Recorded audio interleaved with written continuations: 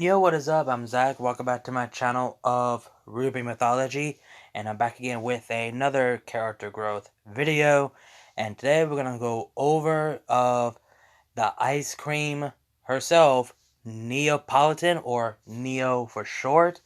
And since you guys voted for the last time, and I know who's gonna be the next one after her, because well, you guys know the two I chose with Neo, which is Penny and Ironwood. But if I did a poll between Penny and Ironwood, y'all gonna vote for Penny. So Penny is gonna be the next one after Neapolitan. So I just want to get that out of the way. Not only that, if you guys saw my community tab, what I posted, I decided to stop doing RWBY what ifs. It's not because I don't. It's not because I'm lazy and I'm just not interested anymore. It's just that I can't keep up with the series every single daily basis or every single week because I always leave the series ongoing for a month or two or more than that, and I honestly forgot all about it. And not only that, I have personal life as a part-time job and other personal things I had to deal with. I just have the time to get the chance, so I decided to just stop doing RWBY What Is. As much I really want to do more. There's so many interesting RWBY What Ifs that no one even thoughts about or even bother making it. I really want to do it, but I just couldn't. And that's the main reason. It's not because I'm not interested in doing it. It's just I didn't have the time, or I just can't keep up with the series. That's the main issue and the main reason. So, for Neapolitan, when she first appeared at the volume 2 of RWBY, we honestly did not know much about her. We thought she was just a side character for Roman and all that. And you're like, oh, we ain't gonna see her. She's gonna get killed off or been forgotten or whatever. But Neo has become everyone's favorite female villain in the RWBY franchise. And after what happened in Volume 3, people thought she was dead, and nobody knows what happened to her until Volume 6. We were fucking happy that we get to see her again, and I just don't understand why people are going to be bitching complaining about, oh, she might have a new outfit design in Volume 6, but no, she's still the same. And the only thing she had was Roman's hat, and she wants to get revenge on RWBY because she blamed it on RWBY, and she also want to get payback on Cinder for causing Roman's death. Because, well, if you think about it, Cinder came up with this plan and came the cause that Roman got killed. So yeah, and then she made an ally with Cinder until Volume 8 that she got backstabbed and betrayed by Cinder because Cinder said, like, if you ever double cross me again like that, no, actually, she said, that was the last time you ever come across against me. So basically, yeah, Neo is fucking pissed and bloodthirsty for vengeance on both Cinder and RWBY. She has two of them on her death list to be killed. Now she's sent to the other world where RWBY is at, so she might as well kill RWBY, and she doesn't know how to get the fuck out of there to get revenge on Cinder. So, yeah.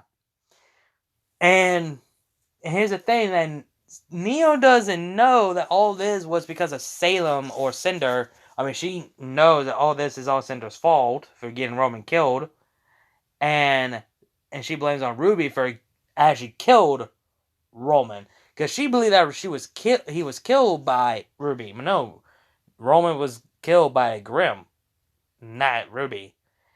And that is why I mentioned one of the videos I made about I believe John could be the one could help Neo to learn to let it go and learn to move on. If you don't, it's just gonna keep eating you alive until you get what you want. Kind of like Darth Maul type of thing. Because if you think about it, Darth Maul is blind with vengeance, and the only thing he has left is revenge, is Obi-Wan Kenobi, and he never learns to let it go. And it's been eating him alive. And look what happened. It ate him alive and got to his death and his downfall by Obi-Wan Kenobi in Rebels. That's basically how Neo is gonna be like if she doesn't not let it go. She will be killed by the hand of Ruby or Cinder. Either one of them. So, that's the reason why I believe that John could be the one to have Neo to snap out of it and learn to let it go, because John understands where she's coming from. John learns to let it go, and he wants to help Neo on that.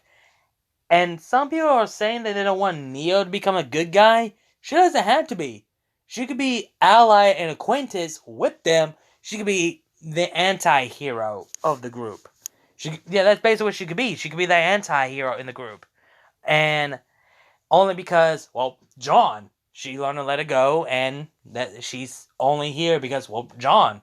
And I feel like she will be one to stand by his side with John. So, that's what I feel like is going to happen, if you think about it.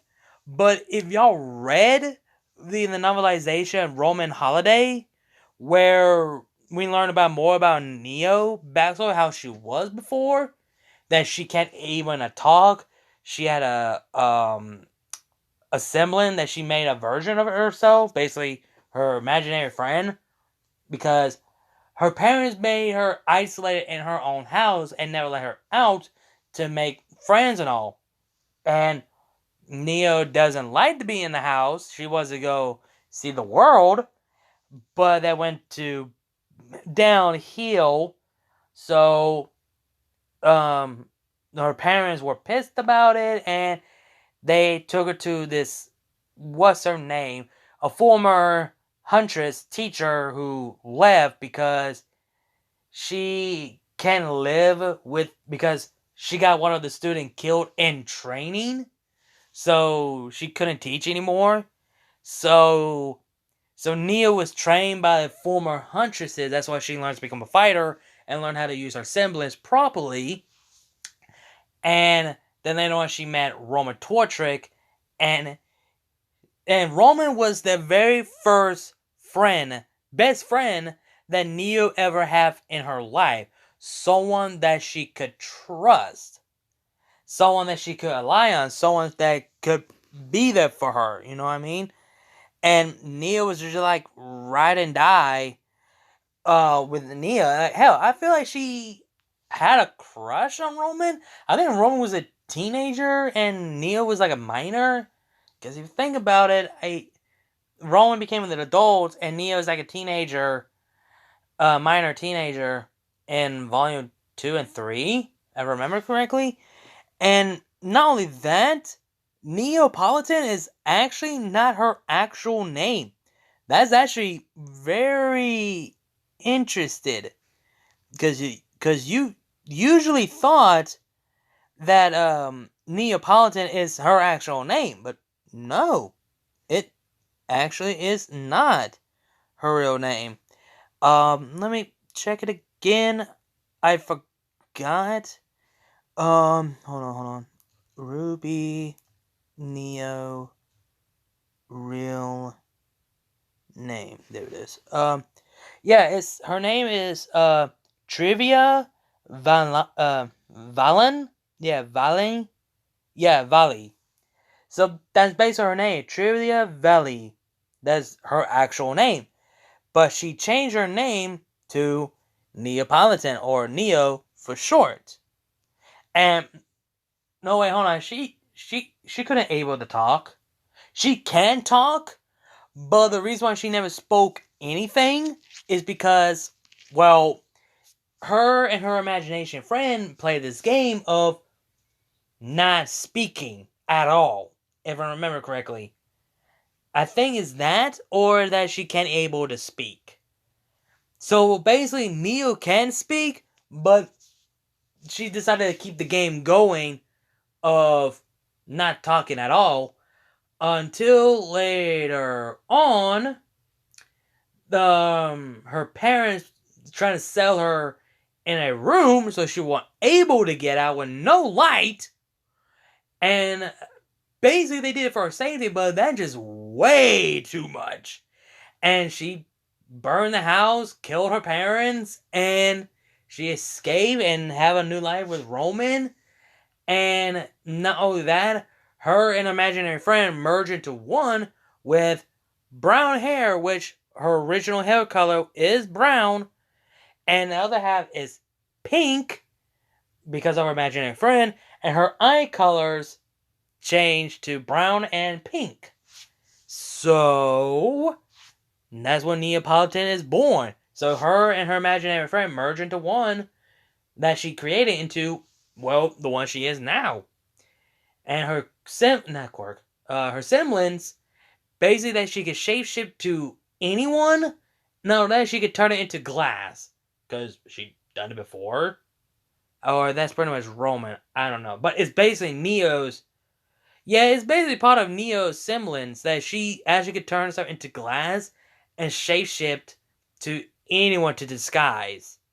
So that's basically her semblance.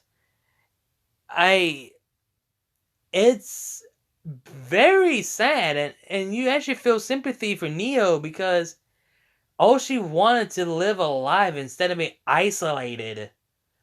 But I think Volume 9 is going to bring back that trauma.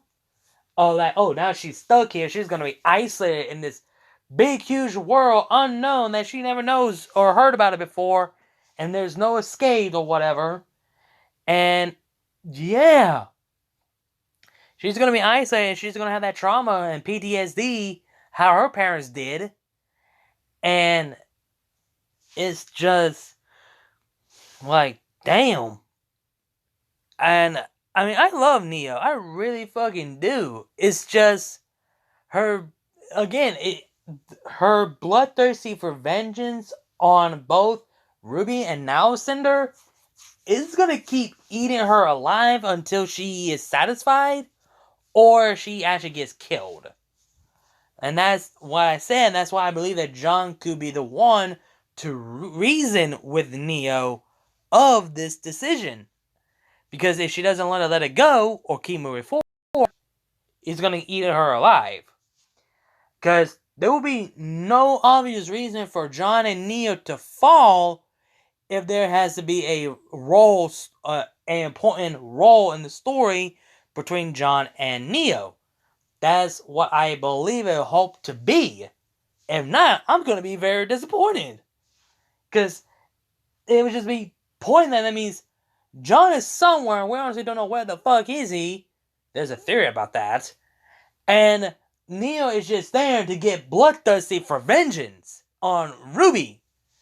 And that's basically it. And now at this point, Neo doesn't trust anyone at this point. After losing Roman by the hands of RWBY, not only that, she got betrayed and backstabbed by Cinder because Cinder couldn't keep her end of the bargain, her deals that they two agreed upon. So, at this point, she doesn't trust anyone but herself. That's basically the point. Don't trust anyone but yourself. That's how it works in reality. I just don't get it. Like, I just don't get it. There's some people don't understand Neo as a character and why she doesn't speak. Read the novel. You'll understand. I got the damn novel. Hell, from this, and maybe want me to read all the RWBY novel. Same goes for all the RWBY stuff I have in general, just for the hell of it. And I don't know what else to say about Neo. It's just that she has grown as a character, but more of a isolated child. Never had the experience outside of the world and making friends and all. Turned into become a thug with Roman that she felt happy to be in until that had been taken away by both Cinder and Neo. Now she is more bloodthirsty, vengeance bitch. And now she is in a very dark place. Again, she never had a good life until she met Roman. She had a good life with him until that was taken away. And that's just sad. Again, you feel sympathy for Neo, but you want to root for her for succeed, but at the same time, RWBY cannot be killed because she's the main character along with her teammates, because Team RWBY, the show called RWBY in general. But I don't know. That's basically what I have to say about Neopolitan as a whole. But I have nothing else to say about her. I just went everything that I talked about. But anyway, guys, hope you guys enjoyed the video. Like, comment, share, subscribe. Links to my other channels, my social media, and my Discord server, all that will be down below in the description box. You guys know the drill. And stay tuned and be on the lookout for our next one, where we go over about Penny Palladina. I always say her name right. So be on the lookout for that one as well. I might do that.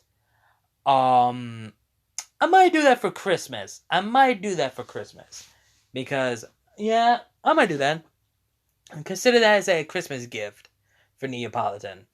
So, yeah. Again, hope you guys enjoyed the video. Like, comment, share, subscribe. And now, see you guys later. RWBY is love. RWBY is life. Keep moving forward. And I'll see you guys later.